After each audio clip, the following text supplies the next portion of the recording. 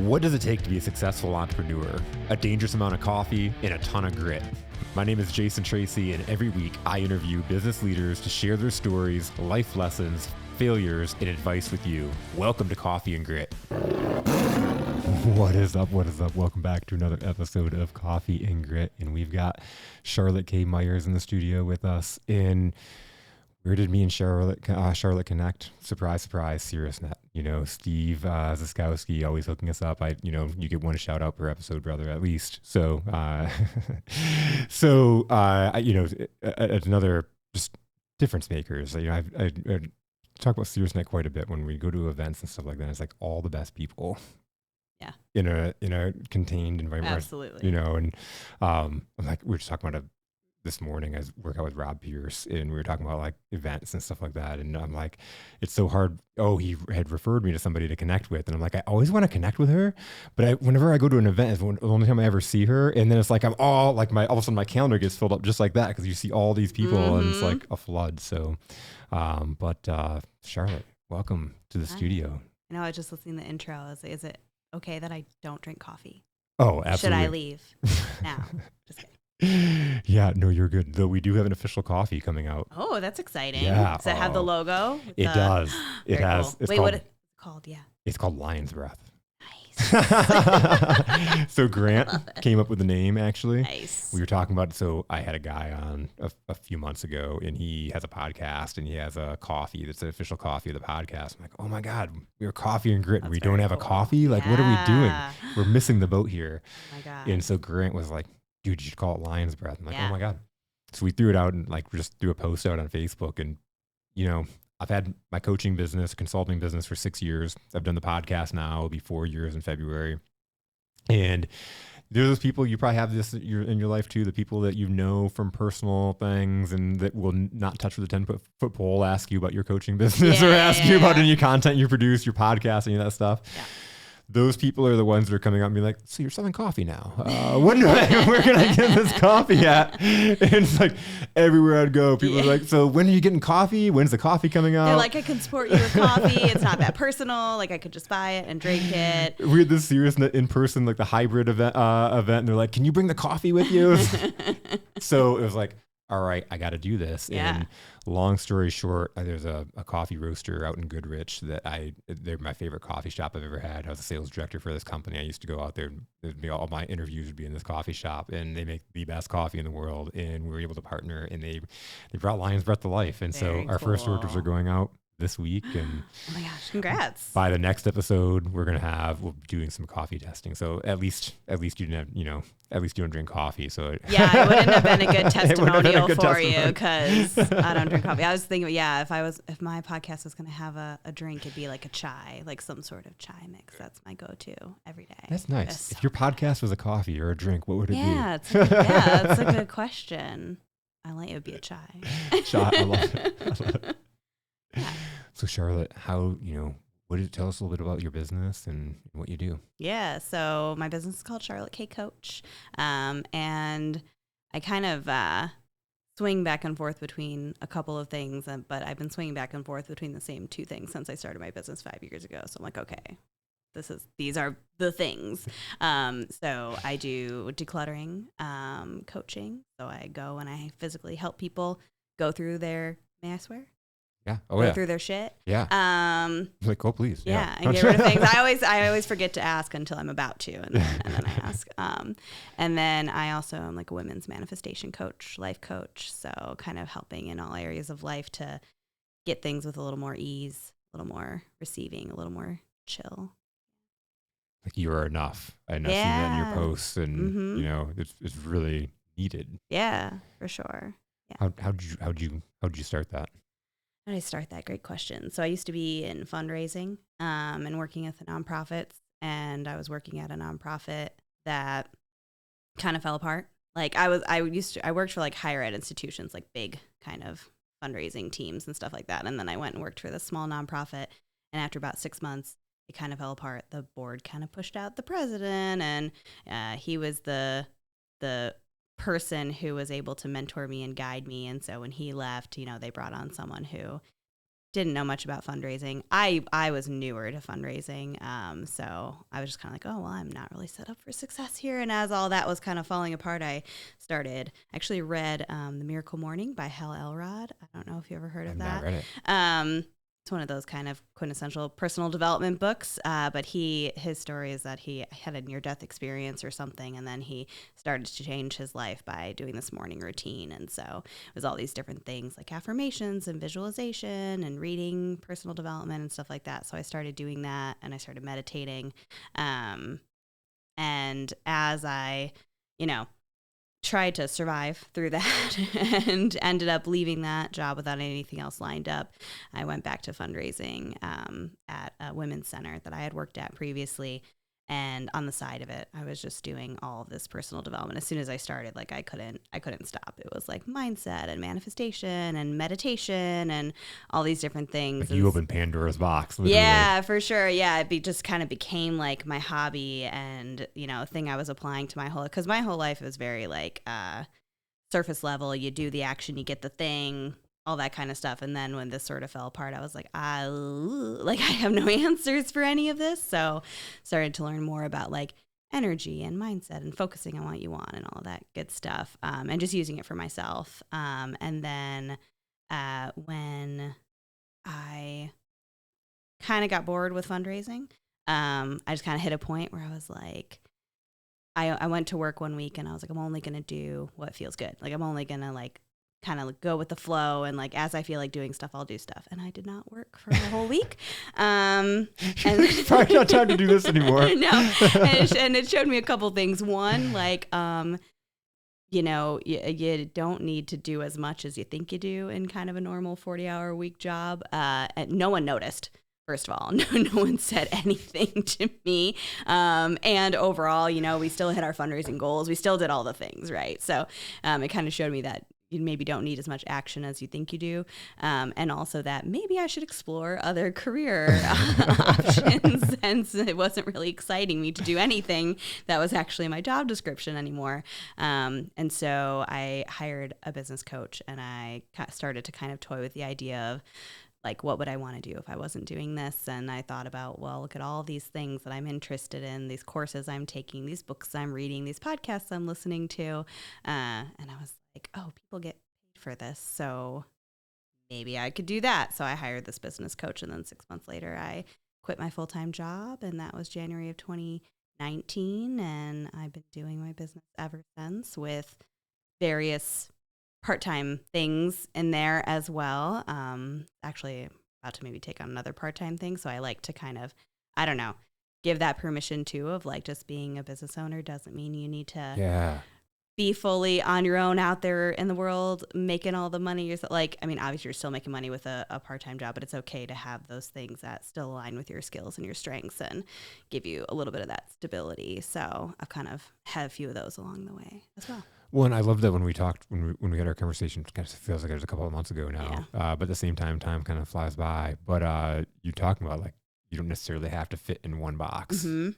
Yeah, for sure. And I think that's something like, I don't know, for me at least, I had never thought about starting a business. I was very like, you just go and you get a job and you do whatever, like, and really you could not have, I don't know, I never would have guessed that I would have started a business at all, because I was like, that's too much work, and it's too much, it's too much, not responsibility, but it's too much pressure and whatever. And I'm good just working for someone else and doing that. But yeah, you don't have to fit in a box, and sometimes it just feels better to, I don't know, just go with the flow. If a good opportunity comes your way and you're using the skills that you want to use and it's giving you what you need, and I don't think there's anything wrong with that. And so for me, I had to kind of convince myself to start the business. It was like I felt inspired, and then I was like, holy crap, I don't know, being a business owner, all of your shit comes up, right? Like you work through a lot of limiting beliefs, you work through a lot of self-doubt just to like get to the point of like, I'm gonna do this, or even like tell anyone that I'm doing this. I remember my coach being like, why doesn't your like Instagram profile say you're a coach? I'm like, because I haven't had clients yet. What do you mean? So I sort of had to brainwash myself into like kind of doing that. And I think sometimes the ego can come with that of like, all right, well now this is what I do and this is what I am and I'm a business owner. I think sometimes letting that go and just doing what feels good is always the answer, right? So I don't know. I've had that a few times of just totally my own image of myself transforming over and over again. Did you like when it's like along with that, was there also like kind of an imposter syndrome of I'm coaching or now putting it out there? What are my friends and people going to think? Oh, if I yeah. put that out there? I mean, not necessarily what were people going to think. I don't know. I just sort of naturally have never really cared that we were talking about. That's awesome. We were talking about zodiac signs before this. Aquarius is very like, which is what I am. Aquarius is very like, fuck you. Don't care what you think. Don't tell me what to do. All that kind of thing. So I didn't so much have that, but I definitely had like, I'm starting a business. I know nothing about business. Like I there was nothing in my brain thinking I had transferable skills from my previous life to, you know, having a business. Like I don't know how to do social media and I don't know how to market and I don't know how to da. And it took me probably, I don't know, a year at least to realize that my career before of fundraising is all about building one-on-one relationships, and you are asking for money. It's not for yourself, but it's for an organization. But so I've sort of come back into like, which is why I love SeriousNet. It's like you just are making connections and you're just meeting people, and it's about getting out of your own way when it seems like an offer would be appropriate, or mentioning what you do would be appropriate, or just making sure people know what you do. So when they do need something, they can reach out to you. You know, at this point, it's, you know, it's not every day, but, you know, I have people who are just like, I'm about to move. Can you come and like help me, you know, declutter and pack and do all the things? And I'm like, yeah. Or, you know, if someone's finally ready to do coaching, you know, it's just kind of being available for that. So yeah, I definitely told myself I knew nothing about business. And then after like trying all these different people's methodologies for a year, and like, I do a lot of intuitive work. So it sort of showed me like, okay, here's your path and you keep going over here and then you're going over there. You're like zigzagging off of your path. And it was just kind of reminding myself, oh, how about all of the strengths that I have of the parts that I did in my career that I enjoyed, and just applying those to business. Like I don't need to be on TikTok every day. Like I can just meet people and have coffee, which I love to do, and just get to know people and see if something happens organically from that. Now, because you're one of the people that I see on social media a lot. Like you pop up in my feed. I do post on stories a lot, yeah. But so when it's one of those things, though, it's a nice mix because to me, you have. I love the I love the seriousness, I love the personal relationships. But then when you post social media content, it's kind of that thing of that reminder, or that you know, people get to know you and bring you in even more a little bit. Yeah.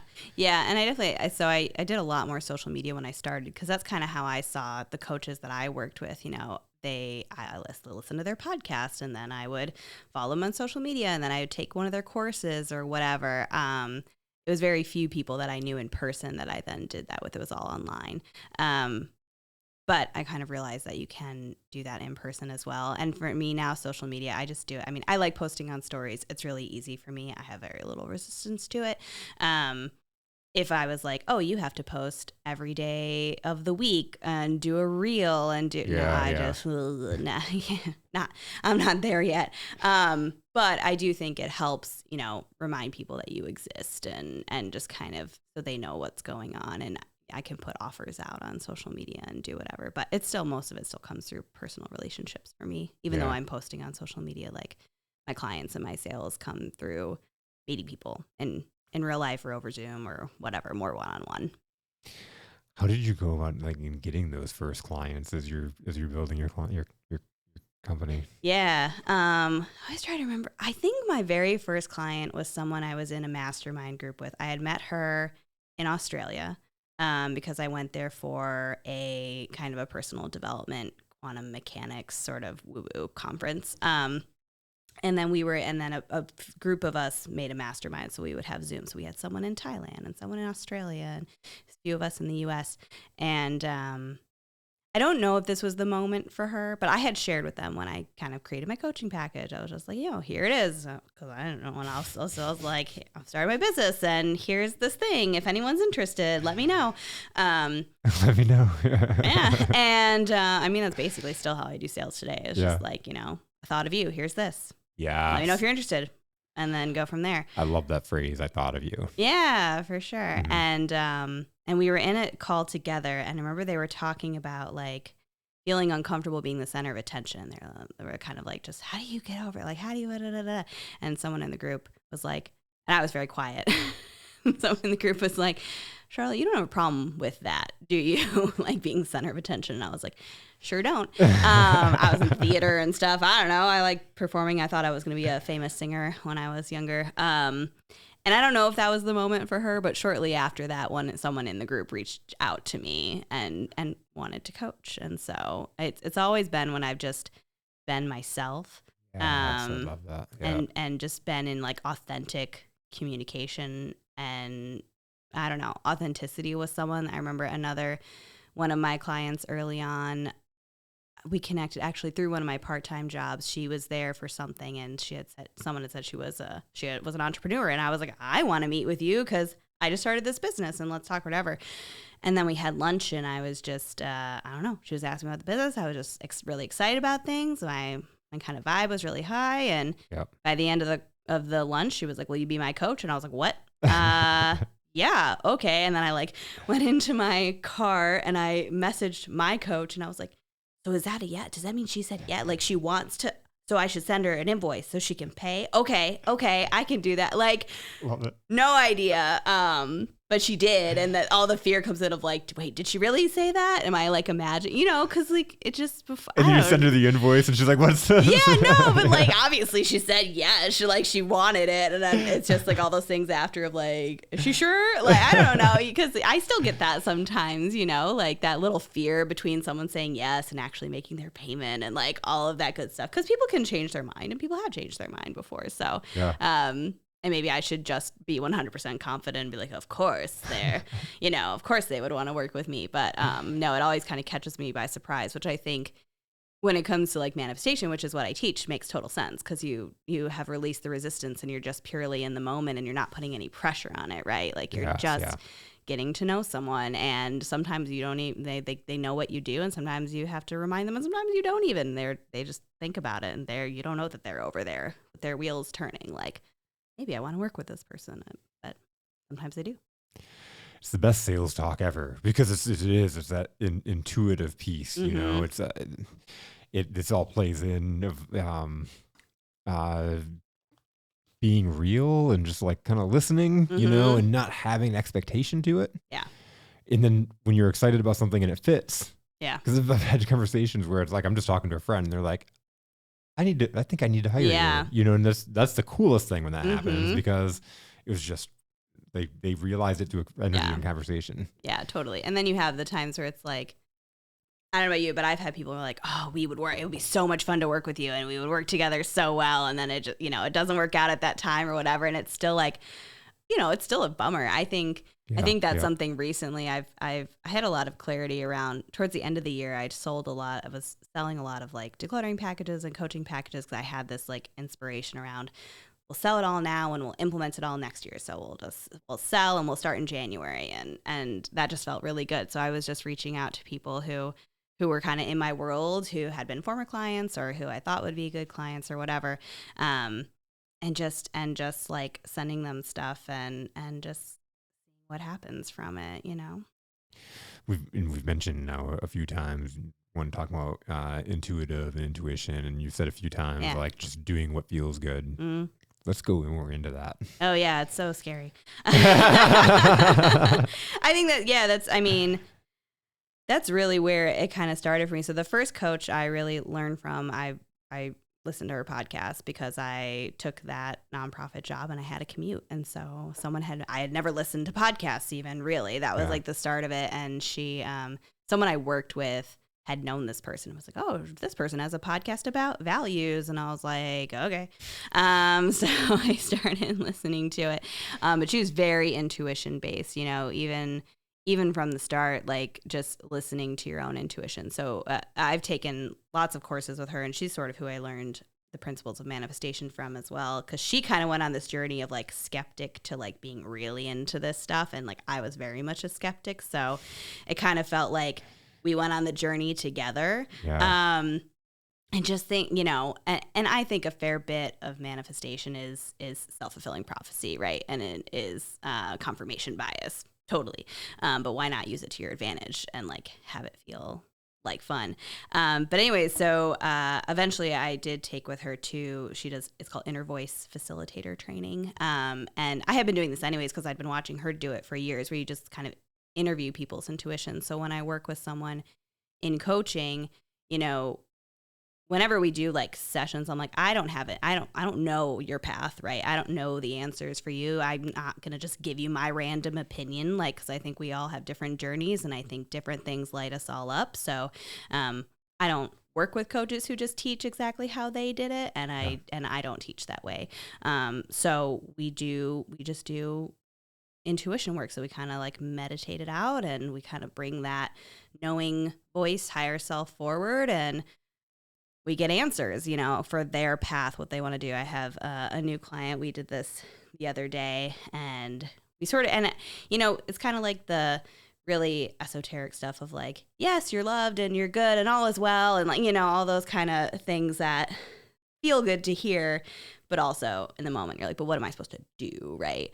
So we also ask practical questions of like, okay, what should this client stop doing, like stop putting their energy in? There was something, an offer they had come up with, and it was just like, you don't need to focus on that right now. And then the other was like, what should they keep doing? It's like, keep going with these two things that you're working on, because those are feeling really good, and anything you should add. And it was like, write a book. And I was like, what? Okay. And she was like, yeah, I've been kind of thinking about that. I guess that. So we kind of, it's tricky at first because you feel kind of crazy.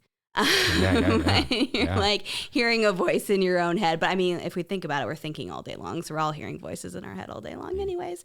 And it's just kind of... What voice? That one that just said that. Yeah, yeah, exactly. So there's kind of like that kind of busy, what should I do? What do I need to? And then there's that like deeper knowing part. And the hard part is to follow it and to trust it. Right. And it can start as like, don't follow it and see what happens. Follow it and see what happens. Like, do these little things where it's not like, okay, quit your job tomorrow.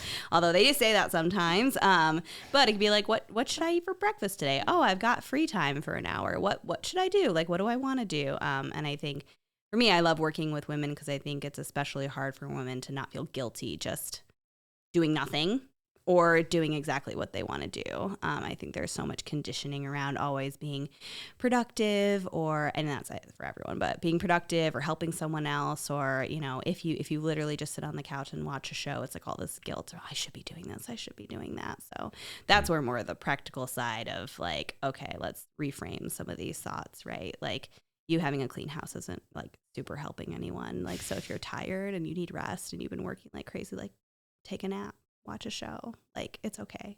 Kind of that that permission. Yeah. So funny yeah. It's like, man, like how much stress is caused by that, just that beating up in your head, like I should be doing this, I should be doing this. Yeah, it's huge. And then you start like, I'm lazy, or just that negative self-talk of why you're not doing that thing. Yeah. And that's, I think that's the way, even before I had my business, I always was pretty unapologetic about just doing what I wanted. And like, I call me lazy any day. I don't care. Like, I love being lazy. Like, what do I need to do? Nothing. Like, there's a lot less we actually need to do in a day than we think we do. Hence the week of no working. And really, it didn't hurt anything. But it feels so scary. And like, I think that's where experiments like that feel really scary. It's like, can you just play with it in this little way and like start to trust it more? Because like I said, I had in that job too, like fundraising, you think, I need to be out there. I need to be talking to people. I need to be making asks. I need to like be doing all these things. I mean, when you build a relationship, we had someone call, a longtime donor called and said, oh, I have this extra money from this, whatever, you're getting $100,000. And you didn't do anything for this except to maintain the relationship. Yeah, right. Maintain the relationship and like make sure it was authentic and build that over time. But it was like when the timing is right, they know what they're doing. Like, especially those folks, they're pretty savvy with money, right? Like they know they need to get rid of this money essentially. And you just make sure they know, that you've been doing, your organization's been doing good work and whatever. Yeah. That trust. Before we get back at it, a quick shout out for our sponsor, Playbook Builder, powered by AI. This show has always been about giving the resources and the tools to small business owners in order to grow and scale your businesses successfully. And so I'm so excited to partner with a company that does just that. If you've listened and heard any of our guests, you've heard talking about building process, developing and training, building culture, are all such important pieces in order to building a great company. Well, Playbook Builder, powered by AI, has come along and revolutionize the game on how you can do that for your team and people, whether you're onboarding new people, training and developing, continued training and developing, you're looking to scale your business or eventually sell, or most importantly, you're looking to build a legacy as a visionary. Playbook Builder, powered by AI, is able to solve those problems for you. For me as a consultant, I've been able to plug in, and it's so amazing for what I do for clients. I can now leave a legacy. And so, for example, I'm next week training a new hire for a company, and I've been able to build out the next month of her training program using Playbook Builder, powered by AI. The cool thing about the AI, what does that do? What's the hardest part of building out a process? Taking the step by step and making it easy to learn. What the AI piece does is you can actually type in what process it is, whether you want to onboard, if you want to onboard a new employee, type in onboard a new employee and what type of industry you're in, and the AI will put together a foundation for you to build out your playbook. It is absolutely incredible. But don't take my word for it. Head on over to playbookbuilder.com, and these guys have set it up to where you can take this for a test run with no obligations. Plug in what kind of playbook you want to build. If it's a sales training playbook, for example, plug that in the description. And in the description, you can also put in what kind of industry you're in, and then hit generate, and it will generate a playbook for you. Impressed from there, and you can take a 30-day free trial of the playbook system altogether. I love that, though, just one, realizing that we don't need to do all this stuff. So much less. So much less. Well, I don't know. I mean, of some of those books that I read at first were like the 4-Hour Work Week and like essentialism and like all of the one thing, right? Like the 80-20 rule, right? Like 80% of like your return on investment comes from 20% of your input, right? And you see that rule in a bunch of ways. And so I don't know. For me, it's like some people enjoy. Okay, this is another thing. Have you heard of human design ever? Yeah. Yep. Okay, yeah. So human design. Do you know your type? I don't. Okay. So there's projectors, manifestors, reflectors, manifesting generators, and generators. Most of the world are generators. So their energy is kind of like if you're doing what you love, you're kind of, I heard someone described it as like energize your bunny, right? Like if you like what you're doing, you can keep going.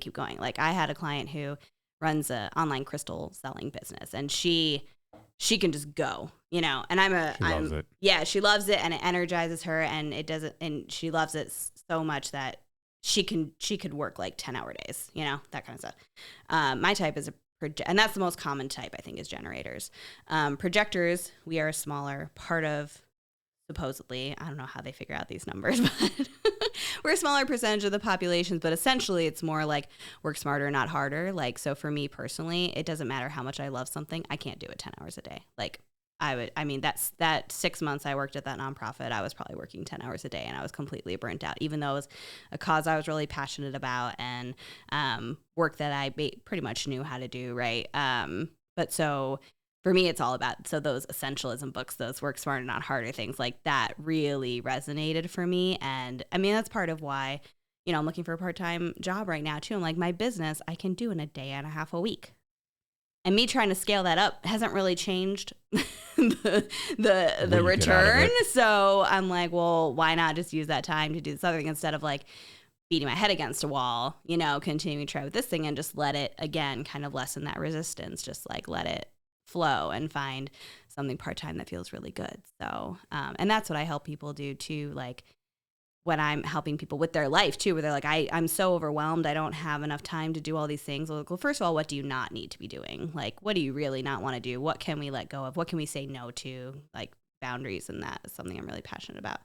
And then how can you make it? Because that's what I did in my first full-time job. I was like an admin, and I did events, and I did stewardship on a fundraising team. And I mean, I wasn't obsessed with everything that I was doing. It was my first job out of college, and I learned a lot. But what I did essentially was like process my work so much that it took up as little time as possible so I could take on the projects I actually wanted to do. And thankfully I had a really good boss who, like, any idea I had, she was like, yeah, go ahead. Like, there was another team that wasn't even our team. I was like, I kind of want to help them plan like LGBT events, like, because that's something I'm passionate about. And she's like, yeah, great. Like, as long as you're getting your stuff done, I don't care. So that's something I also like, those systems. And so if you can figure that out for yourself of like, how can I work smarter, not harder, right? How can I delegate the things that I hate? Like, I hate grocery shopping. Like, I hate it. The grocery stores are the worst. Like, there's so much now. Like, you can get grocery delivery, you can get meal services, you can get all. So if there's things you can delegate to like get that time back, like, just think I don't even know what we were talking about. But. How do you go through, and we talk about human design, but how do you go through and decipher what you like, what you don't like, and then what to delegate, what not to? Oh yeah, that's a really good question. So a lot of it for me came from like meditation and mindfulness. I mean, I think we all have things where it's like, if someone asks you to do X, Y, and Z, your whole body would be like, no. Yes. Like, oh, do you want to, like, going into college, I didn't know what I wanted to do. But if someone had said, oh, do you want to like be an engineer? I think I probably would have been like, no, thank you. No. So there's kind of that high level. But this is actually, I was on a podcast a long time ago, and they're like, if you could break down into 3 steps, like what you teach people, what would it be? And I was like, oh, wow. Okay.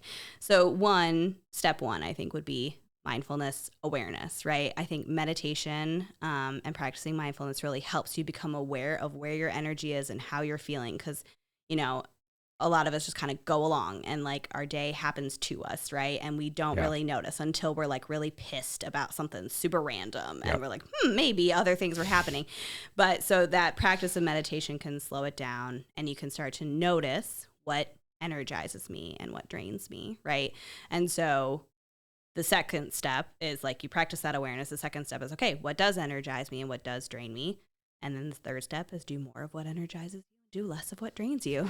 It's like rocket science. It sounds so simple when you say it like that. And then there's all the doubts and the complicating factors that come in. But I think that's what you delegate the things that drain you. I mean, again, even in like a normal work, like when I started my business, I was not going to build a website. There was no way in hell that was going to happen. So, namely, I was still working for a while I started my business. So I had met someone who did graphic design, and she wanted to play with some photography. And so I coached her, and she did my photos, and she built my website, and she taught me how to maintain it. Like, I'm cool with maintaining something and like learning a process. I don't personally want to send every little change to someone else to do. So, so there was that, but I had to ask myself, like, what's going to stop me from doing this business?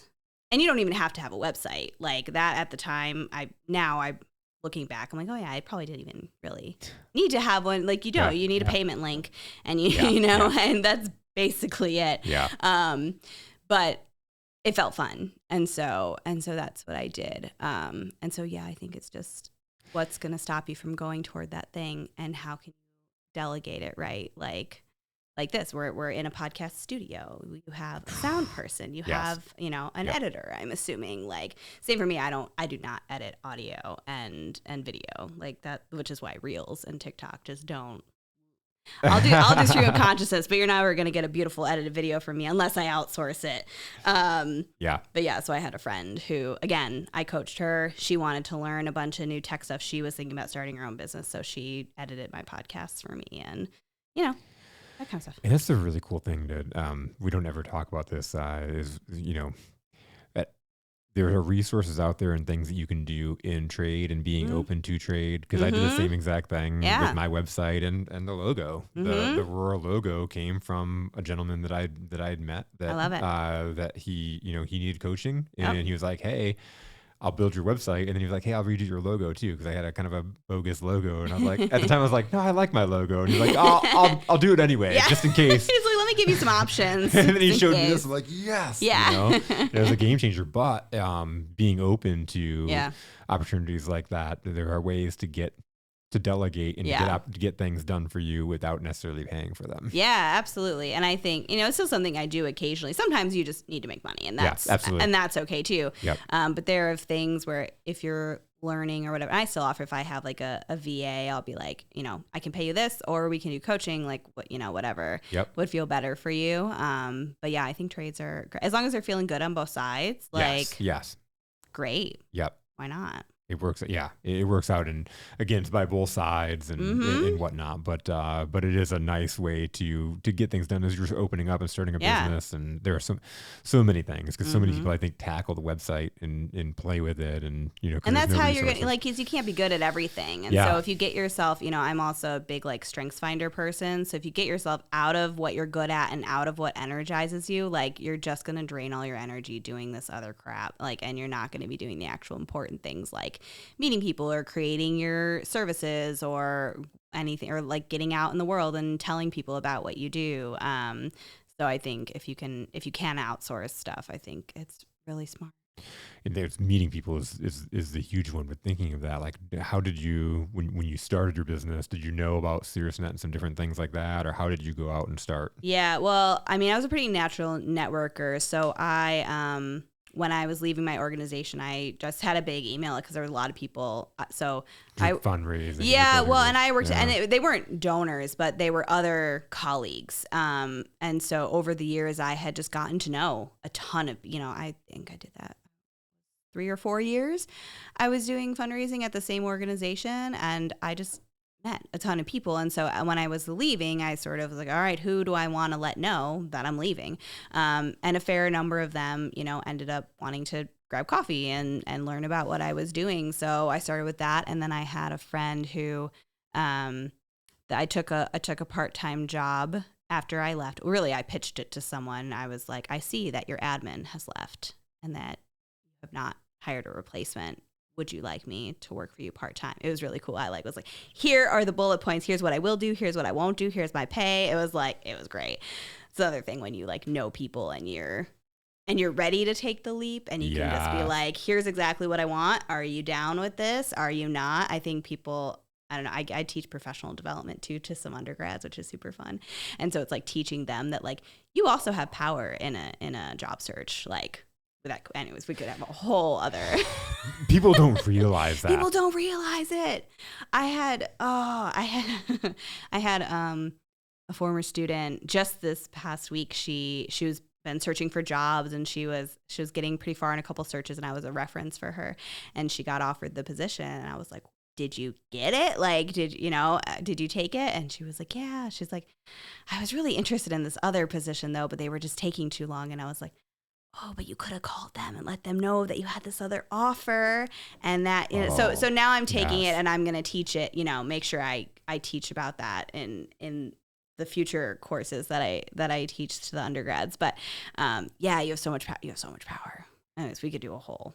Well, I love it though, because it's like, it's really entrepreneurship, just solving problems for people, problems that you probably had, or you know, you're seeing in you haven't maybe had these challenges. You see other people having it.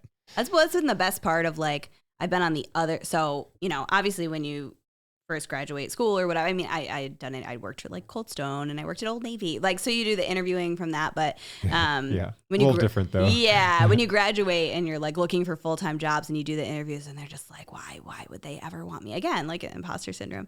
But then having worked, you know, on the other side of searches and being an interviewer and being a hiring manager, I'm just like, the way I teach it now is so different. I'm like, just be yourself. The worst thing is when someone comes into an interview and they're just trying to tell you what they think you want to hear. You can tell immediately. So you just need to say your real thoughts and opinions so we can know if you'd be a good fit for the job or not. Like, it's and it's not personal, and it's really just, if it's not this, it'll be something else. Like, and that's the other thing too. I'm like, man, you were about to be in the final rounds for that job. Like, you really could have, you know, at least asked. Yeah. Right? You know, you could have said to the offer, thank you so much, I need some time to think about it, and then gone back and like use them again, you know, not necessarily against each other, but as leverage, right? It's the fact of the matter. It's a lot of work. When you think about it like leverage interview. Or something, there are some people that are like, oh, I shouldn't do that, or they feel like, but this is the reality of the situation. You'd rather them, but you have a legit offer, and you're going to take it. Yeah, for sure. And I've always said this, and I don't, and to clients who wanted to leave jobs or whatever, and I'm like, as much as they rely on you, and because a lot of people have a lot of guilt about leaving a job or going for other things. But I'm like, no matter what the circumstance, how much they love you, how much you do for them, how much they are going to be, without, they are going to replace you as quickly as possible because that is our job. So you do not need to feel bad if your life is taking you in a new direction. When I left my full-time job to start my business, I was on a very small team. It was me and one other person. And we actually both came back from a year-end, kind of vacation time into the new year. And she came in, she's like, I need to talk to you. And I was like, oh crap. We both were leaving at the same time. And we both did, and they're fine. And they hired other people, and it it wasn't fun for a minute, but they're fine. They'll keep going. That organization probably existed long before you. They'll exist long after you. And they're going to realize, unfortunately, I think a lot of times realize how much you did once you leave. Yeah. And not always while you're there. Yep. Which is sad. But it's not your problem. There are some people that would stay from a guilt standpoint. Yeah. I have a client that when we first started working together, she had a job. They were paying her $16 an hour, right? She's sobriety coach. She was working for a recovery center, making $16 an hour, and they were working her 60, but only paying her for 40. They told her, we have a cap at 40, but your job requires you to recover 60. Nonprofit. Oh, that makes you so mad. I don't know the one, but I know nonprofits. Yeah. So, and they were having her build out the programs that were we were working together to build her business. And like, she was taking the programs that she was wanting to build her own business with and making their programs her thing. Right. And so she got this business, and this coaching session was like, again, from a coaching standpoint, it's not do this. You got to have your own, but there's all the signs are pointing that it's time for her to leave her job and start her business. Yes. And she was still like, oh, but I feel so bad. I'm going to leave. They're not going to have anybody. And so I'm going to pitch to them that I'll be a consultant for them. They can hire me as a consultant. And like, she had this better charge them 5 times the amount.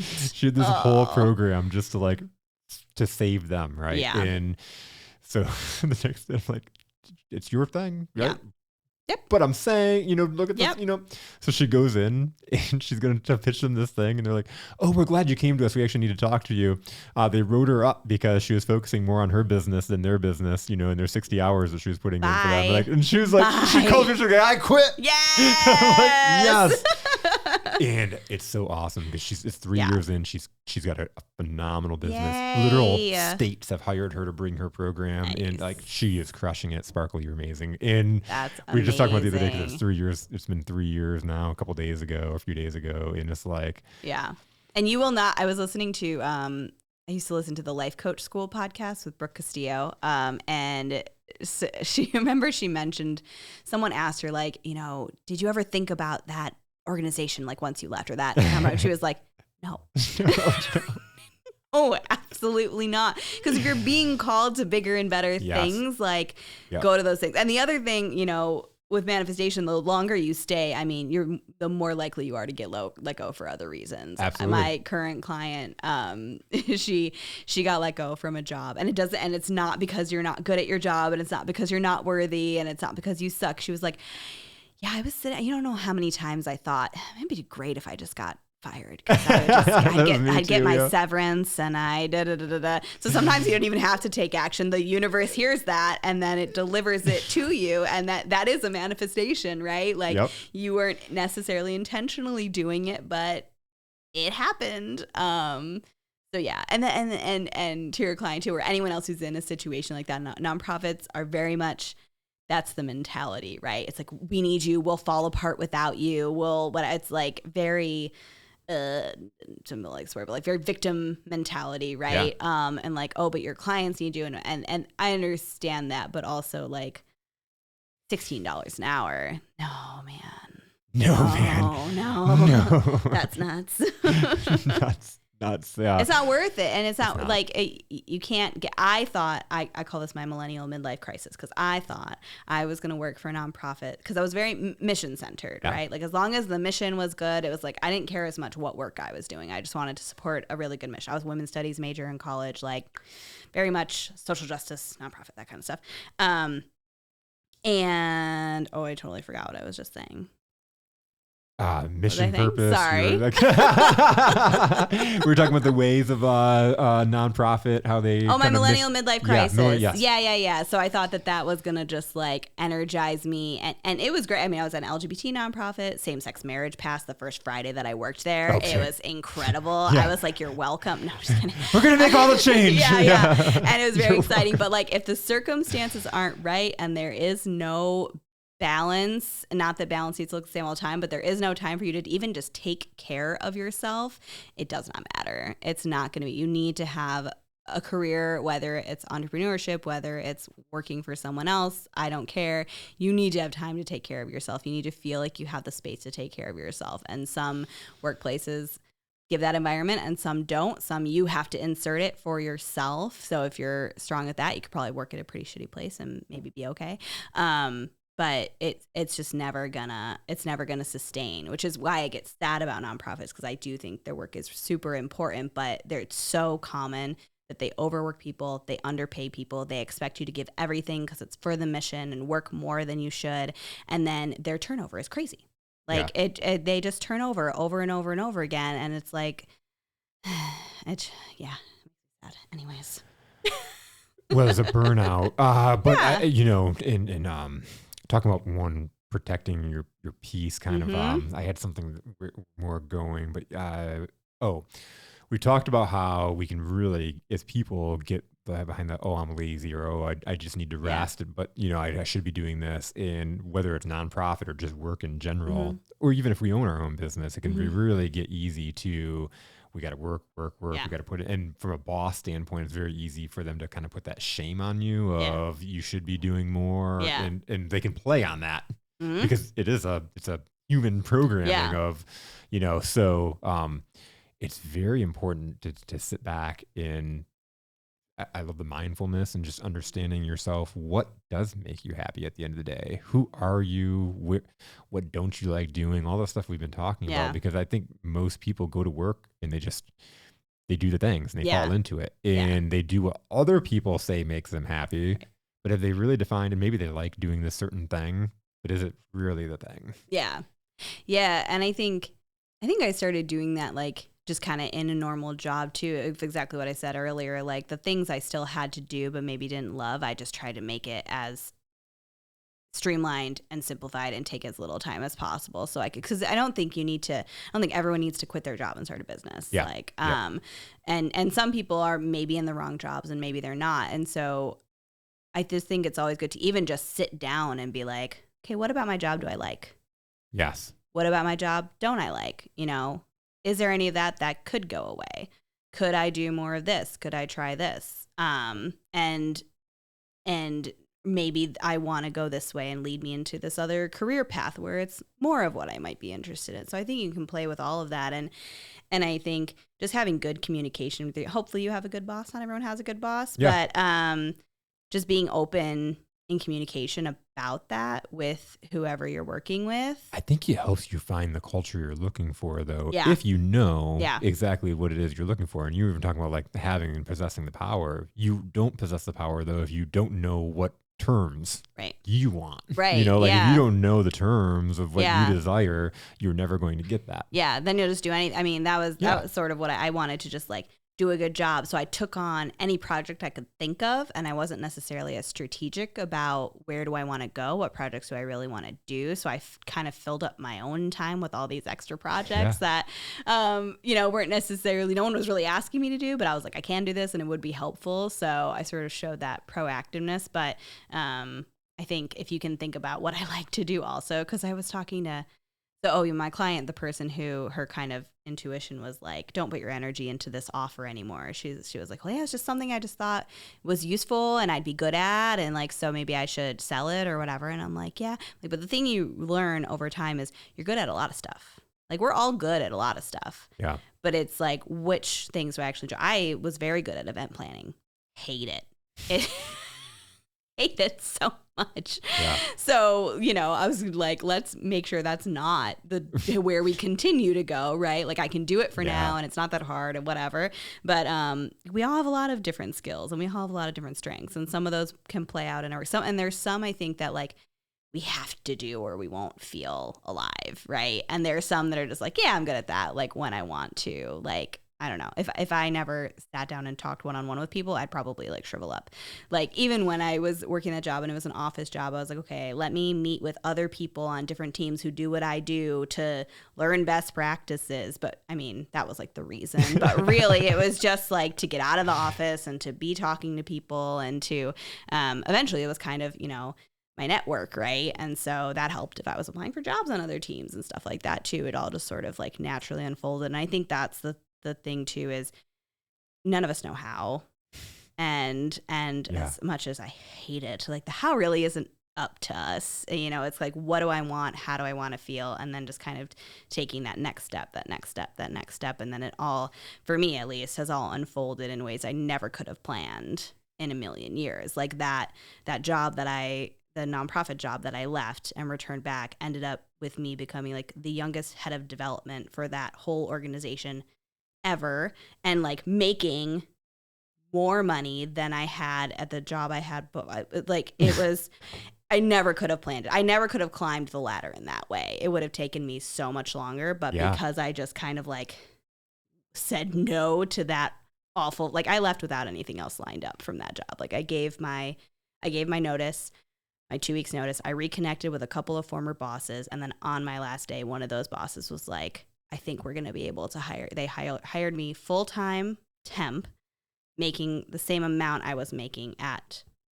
the job I was leaving. And then it eventually led through some transitions to me being the head of that team, making $20K more over the span of a few years. Yeah. It was wild. And I think that's the trust of the intuition, right? Of just like, you have to go. And I was applying for other jobs because I was a temp and they were all not working out. And I was like, I'd be good at all these jobs. Like, I don't understand. And so that's when people are job searching too. I'm like, there are reasons you're not getting jobs. Trust me. And you may or may not ever know what they were. But I've had some jobs I had gone for that later on I found out who then became the head of the team. And I was like, I do not like that person. Oh, yeah. So there's just like all these little things, and it all worked out that I got none of them because I was really meant to stay right where I was because I didn't know my boss was leaving. And so I ended up being able to take over for her. Yeah, it's wild. It's cool when we look back at that stuff. Yeah, in the moment it sucks. It sucks. So like I had this pivotal point in my career where I was in the cell phone industry. So I was a nonprofit actually, and they were going to send me to Iowa. I was a community organizer, and I was in Detroit, which was bad enough. But then they were going to send me to Iowa, and I'm like, I don't want to move to Iowa. And so I started going out and applying for jobs. Yeah. And so I went back to the cell phone industry and sales where I'd been already before. And so I started out handing out these resumes. And so I stopped at this Sprint store in Fenton, and it was like a corporate store. And they were like, oh my God, you've worked at so many cool places. Like, you got such a great experience. We're actually looking for a manager role. Like, we'd love to talk to you. I'm like, pumped up, right? I'm like, oh man, that was awesome. This didn't take very long. I could, so I was literally like, I'm going to go home. Like, I'm done, like I passed out a couple of resumes. That one's really promising. That's a good job right there. As I was driving by, I passed this little tiny cell phone store. It was like in this little plaza, and I'm like, I'll just swing in here just in case, right? And so I go in. Follow the impulse. Follow the impulse. Yeah. There's one dude in there working, like he was half asleep when I walked in, right?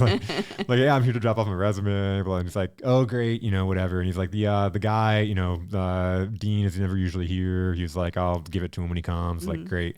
So I left. I get down the road 20 minutes. I get a call from this Dean guy, and he's like, hey, dude, like, hey, I'm in the store. I'm never usually here. By any chance, could you turn around and do an interview? And so I was like, sure, why not? Cool. So I turned around, go do the interview. I get hired on the spot. Nice.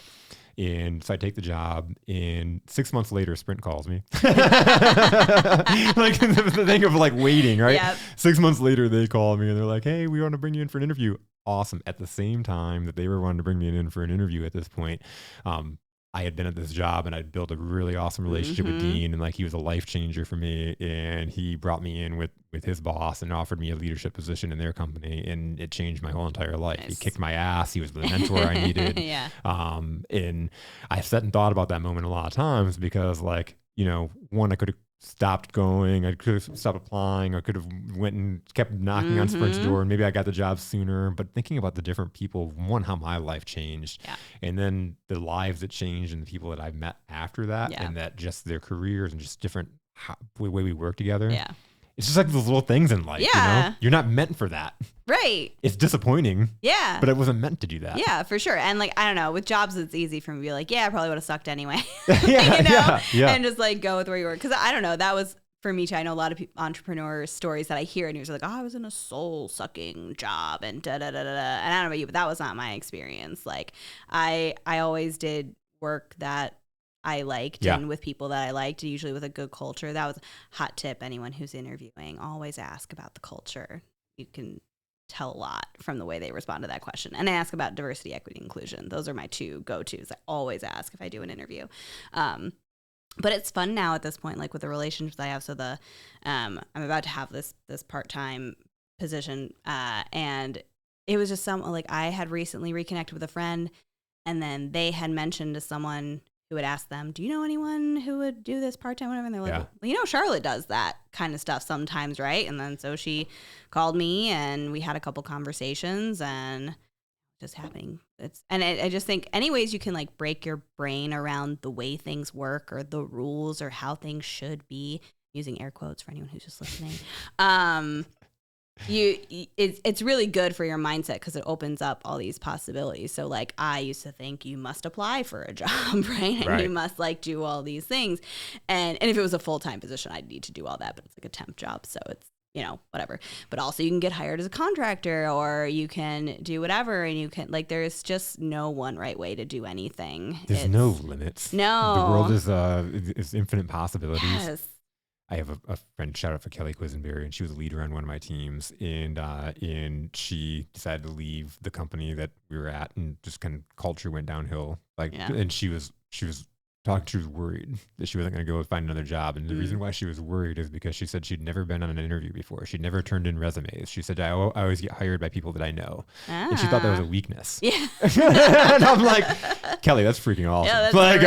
that's what you want. Yeah. And so when you're thinking about it, who do you know? Yeah. Who's been your clients? Who's been somebody that you're like, I would love to go work for that company? I remember talking to her being like, what about the Hamilton Propane? Those are your favorite clients? Like, you know, what if you walked in and said, hey, I would love to work for you? Yeah.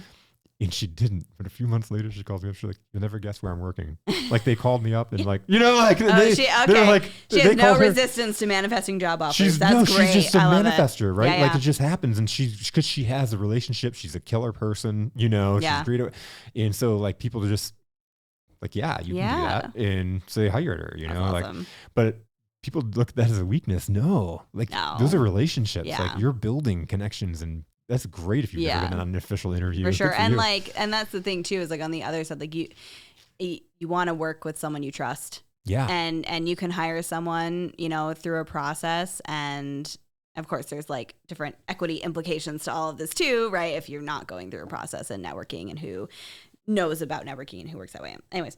But yeah, if you know you can trust someone, like that's the thing. I mean, good hiring managers hire people that are coachable, right? They might not have the skill set, but if they're open to learning and they're open to, you know, figuring stuff out, and you can sort of coach them, I mean, that's better than someone that actually is the most underrated. Yeah. A tribute to a person, period. And it's so funny because Kelly, the same person, like about a year ago now, she was talking about leading a person, and she was like, we had this training, and we had this training a long time ago, and we had this, the trainer had us go in between breaks, and there's like poster boards on the wall, and we had to go write words about individual people, like strengths in them. And for Kelly, I put coachable. Yeah. And she was like, she's talking about this person she was leading, and she was like, and started laughing. And she was like, I have to tell you. She was like, remember this training, blah, blah, blah. And I'm like, yeah. She's like, you put coachable. And she was like, I was devastated. Oh. She was like, I thought that I had a lot to learn, that you didn't respect me, like all this stuff. And she's like, now, like as a leader, I said, I look back and it's like, wow, being coachable is like the best thing you could have. Well, I think it's like open-minded and like open to learning. Yes. Like I think that's good. At people who think there's only one way to do anything and it's their way or the highway, like the worst people to work with. Worst, in my opinion. Like, no, I mean, I personally think there's a wrong and a right way to do everything. And if I'm in charge, I'm going to do it the right way, my way, and that's fine. But when you work with other people, you can't necessarily do it just like that. Yeah, exactly. We have to adapt to different people. Yeah. It's like, if you're not coachable, it's very hard to, you talk about culture. Yeah. Like, a culture of non-coachable people is a disaster. Yeah, for sure. And I think now, like when I first, entered the work field, it was like, oh, I don't know much. Right. So it's like, I want to learn. That was my intent. I don't remember formally setting any sort of intention, but I remember just being like, I want to learn. Like that's my first job. I just want to learn as much as I can. And so that served me well. And now like, going back and doing similar work again, it's like, yeah, I need to learn that culture, but I'm also now bringing a bunch of expertise too that I can mold to like fit these things. And I have a lot less, unless you're making me do it, I don't care how you do anything. Like, get it done in whatever way you want to do it. And I like not being the kind of end of the line person, right? It's like, as long as I can just be over here doing my thing and you're over there doing your thing and we don't need to like get in each other's way. Like that's great. So, yeah. Whatever floats your boat, finds your lost remote. Yeah, exactly.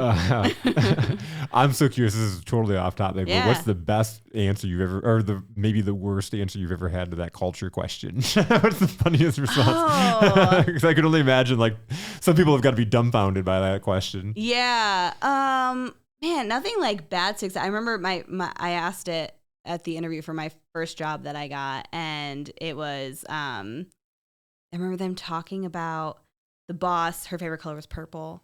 And so every year on her birthday, like everyone in the hall would wear purple. Like, I don't know. It was just That's super cool. Yeah, it was just like a silly little thing. And also like I was, I have an eyebrow ring and I was like, still trying to be like alternative and whatever in that time. So I was like, I don't know, I always think about professionalism and what does that mean and how can you be authentic and professional at the same time. But the HR guy had like pierced ears. And so I was like, oh, okay. So it was like little like nonverbal like signs of culture. The HR guy having pierced ears is a very good nonverbal. Exactly. Yeah. And just like being friendly and stuff because I was scared. It was like my first like real interview for a full-time job. So I can't remember any like bad answer to that question. I just think you can sort of glean like what it's like an opportunity for some like if something's sketchy, to come up or like areas for growth and stuff like that. So I don't know. It's just like good to know. The DEI question I think is more telling because either they know their stuff and they can answer it well, or they can't. Or they're stumbling. Yeah. I thought the same thing about culture, but that would definitely be deeper. I think interviewing people through years, especially interviewing for a sales position, I'm always like flabbergasted when I say, do you have any questions for me? And they don't. And they don't. I know. This is not a good thing. Yeah. And like, I remember so I had a full-time internship or not full, whatever. I did an internship before I had my full-time job, and my boss there, I remember her telling me, you're interviewing them as much as they're interviewing you. And I remember also thinking, yeah, right. Like, I don't have a job. I need money. Like, that's BS. But now I totally, I do. I remember one time, actually, this is good. It wasn't a bad answer, but it just made me really know that this job wasn't for me. So I got offered a position, in the fundraising field, and it was an events position, which I should have known from the first, like I said before, I don't like event. I don't know why. Anyways. Yeah. But I got offered it. And the thing that made me say no, which was the scariest thing, to say no to a job offer for the first time in my life. I don't know, because whatever. I just felt like I should be grateful or whatever to the offered position, which I think is a limiting belief too. But don't have that problem anymore. But I asked them about the culture, and they said, and they described their office like 3 times as a quiet office. And it seems so, and it's one of those things where like, you just have to know yourself. I'm like, in 8th grade and in 12th grade, I won loudest girl in like our little mock elections or whatever in school. Yep. I'm like, y'all would hate me. Like there would just, I mean, I just can't like that would make my everyday. I'd have to remove myself too. So hard. Like, and it's so, cause I could have done the job and they offered me at the highest end of the salary and like all those things. But I was like, you know. Did you tell them? I can't remember if I told them that was why. I don't think they asked me why. Yeah. I would have. I just think it would have been a terrible fit. And it's silly, but those are the little things that will affect your everyday. Yeah. You know, like, and it was before remote. So like I would have been in person every day at that office. I don't know. Muzzling myself. And it would have been bad for everyone. Do you hear these laughs? There's no way. Yeah, right. Exactly. I'm just like, like in high school, we had like 4 hallways. And I remember I was on this end of the building and I walked to my English class and my teacher was on the other end of the building. And she was like, I could hear you the hallway. My voice just carries. It just does. I didn't have to learn how to project.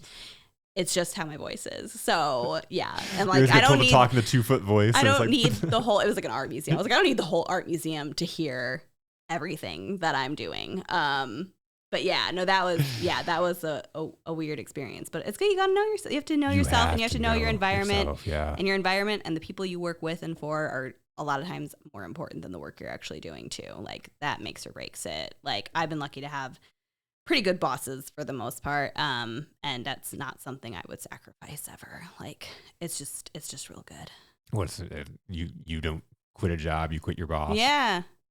I think it's very true. Unless you can, I mean, I think having a business now has allowed me to distance myself a little bit too. So I can sort of just see myself as like a, you know, I just go in and I get my stuff done and I leave or whatever. But it's still nice to like the people you work with. Oh, absolutely. And like your boss and all that stuff. So. Well, because you're there. You're spending your time there. Yeah. You have to spend your time with these people. So you might as well. It's like one of those things like event planning. Do you really want something in your day? It's like, I gotta go do that thing. Yeah, exactly. Yeah, and I've worked with people who are hard to work with as well. So that's the whole thing. Yeah. So this has been an awesome conversation. Yeah, thank you. Well, thank you for coming down. Of course.